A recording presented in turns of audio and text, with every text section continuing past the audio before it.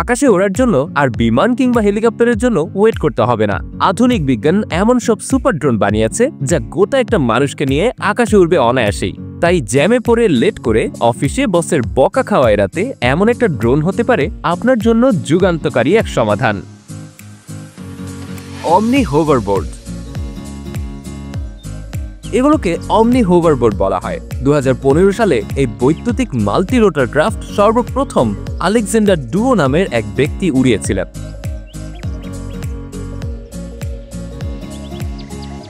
এই বোর্ডটিতে মোট 8টি বৈদ্যুতিক মোটর ব্যবহার করা হয়েছে। এই বোর্ডের প্রতিটি মোটরে সেন্সর লাগানো আছে।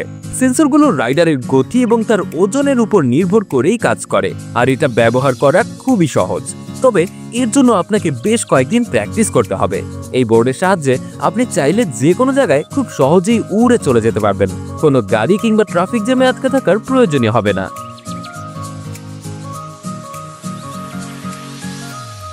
জেটসন 1। এই ডিভাইসটাকে ছোট্ট হেলিকপ্টার বলা যায়।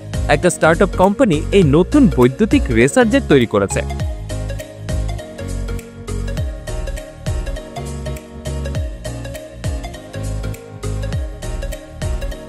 এটা চালানোর জন্য পাইলটের কোনো রকমের লাইসেন্সের প্রয়োজন হয় না।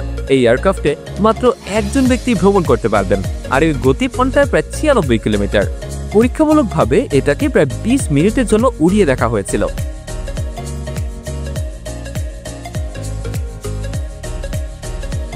তবে এই মিনি হেলিকপ্টারে সেফটি পারপাসের জন্য প্যারাশুট লিডার সেন্সর এবং উন্নত সকল টেকনোলজি ব্যবহার করা হয়েছে। এটি চালানো এবং যে কোনো ইমার্জেন্সি ল্যান্ডিং করা যথেষ্ট সহজ। Copter pack. আমাদের মধ্যে অনেকেরই হেলিকপ্টার কেনার মতো সামর্থ্য নেই, কিন্তু ভাবুন তো আপনি যদি এভাবে উড়ে এক জায়গা থেকে অন্য জায়গায় যেতে পারতেন, তাহলে বিষয়টা কেমন হতো।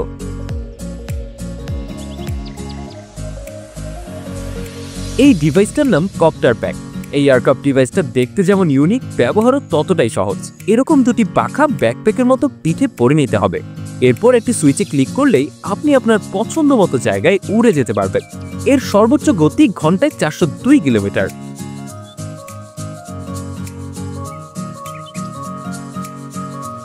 Open sky M02J।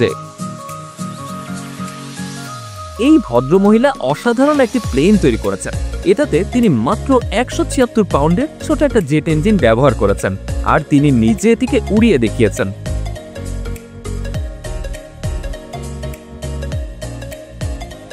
তিনি এই বিমান ব্যবহার করে প্রায় 150 বারেরও বেশি সময় ট্রাভেল করেছেন এবং 70টারও বেশি স্টান্ট করেছেন। এছাড়াও তিনি দাবি করেছেন তিনি প্রায় 500 ফুট উপরে উঠতে পারেন এই প্লেন ব্যবহার করে। তবে এই প্লেনে শুধুমাত্র একজন ব্যক্তি সফর করতে পারবেন, তাই এটিকে প্রাইভেট প্লেন বলা হলেও খুব একটা ভুল কিছু হবে না।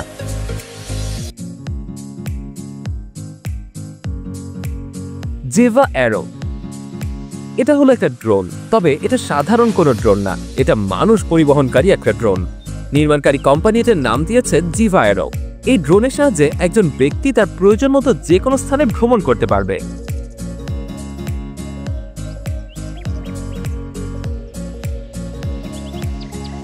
আর এতে উন্নত সেন্সর এবং আধুনিক সব প্রযুক্তি সহ নিরাপত্তার জন্য AI ক্যামেরাও ব্যবহার করা হয়েছে। এটার গতি ঘন্টায় প্রায় 160 মাইল, আর এটাকে উড়ানো এবং অবতরণ করা খুবই সহজ। এর জন্য আপনাকে এক্সট্রা কোনো ট্রেনিং নেওয়ার প্রয়োজনই হবে না। আশা করা যায় অদূর ভবিষ্যতে এটা মানুষের চলাচলকে সময়ের সাথে আরো সহজ করে তুলবে। Black fly. নামটা শুনতে অদ্ভুত লাগলেও এটা কিন্তু অসম্ভব সুন্দর একটা ড্রোন। এর পুরো বডিতে কালো রং করা এবং সামনে ও পেছনের অংশটুকুতে কালো সাদা একটা কম্বিনেশন রাখা হয়েছে, আর ঠিক এই কারণেই এর নাম দেওয়া হয়েছে ব্ল্যাক ফ্লাই। এটা দেখতে যেমন সুন্দর, ব্যবহারও ঠিক তেমনই সোজা। এই ব্ল্যাক ফ্লাই ড্রোনটি বৈদ্যুতিক মোটরের সাহায্যে পরিচালিত হয়, আর অন্য সব ডিভাইসগুলোর মতো এটাও একজন মানুষকেই বহন করতে পারে। এছাড়াও নিরাপত্তা সুবিধার জন্য এতে extra battery, Tripler modular system এবং অটোমেটেড প্যারাশুট রয়েছে। এই ড্রোনের সর্বোচ্চ গতি ঘন্টায় প্রায় 130 কিলোমিটার।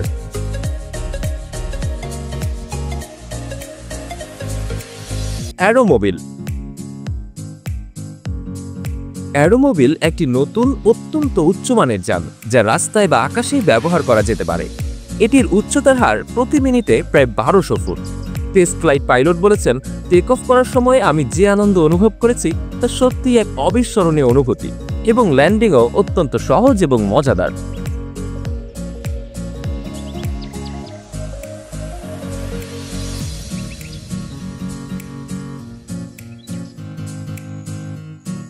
এই অ্যারোমোবিল তার পাইলট এবং যাত্রীদের আরোহণের ক্ষমতা সহ একটি থ্রিলিং এবং লাক্সারিয়াস অভিজ্ঞতা প্রদান করে।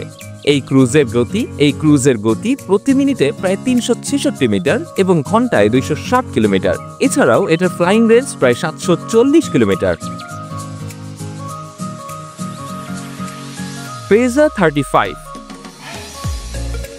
ফেজা 35 বিজ্ঞানীরা গত বছর সফলভাবে উড়াতে সক্ষম হয়েছেন।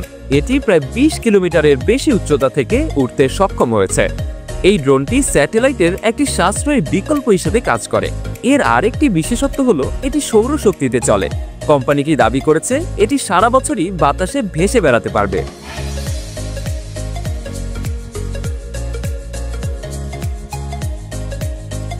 এই ড্রোন প্রায় 15 কেজি পর্যন্ত লোড বহন করতে পারে। তাছাড়া ড্রোনটি বিভিন্ন কাজে দক্ষ, যেমন 5G নেটওয়ার্ক সিস্টেম অপারেট করা থেকে শুরু করে বনের ভেতর কোথাও আগুন লেগেছে কিনা, এছাড়াও আরও অনেক কাজ করতে পারে। ড্রোনটি প্রতি ঘন্টায় প্রায় 145 কিলোমিটার গতিতে চলতে পারে।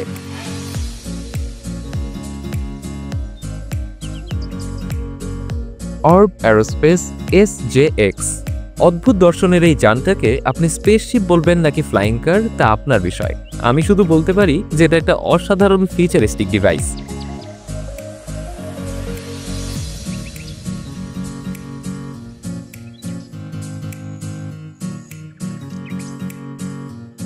ইলেকট্রিক এই প্লেন খুবই কমপ্লেক্স এবং যে কোনো ক্যারেজে সহজেই ফিট হয়ে যায়। ডিভাইসটা ভার্টিক্যালি টেক অফ ও ল্যান্ড করতে পারায় অতিরিক্ত কোনো জায়গারও প্রয়োজন হয় না।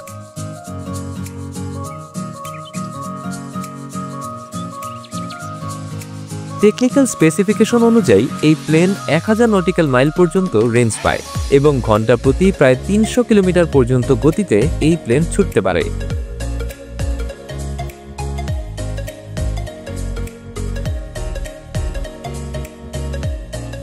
সেই সাথে এতে প্রায় 250 কেজি পর্যন্ত ওজন বহন করার সক্ষমতাও রয়েছে। এক্স-ফ্লাই দেখে খুব সুন্দর ছোট্ট একটা পাখি মনে হলেও এটা আসলে একটা বায়োমেট্রিক ড্রোন।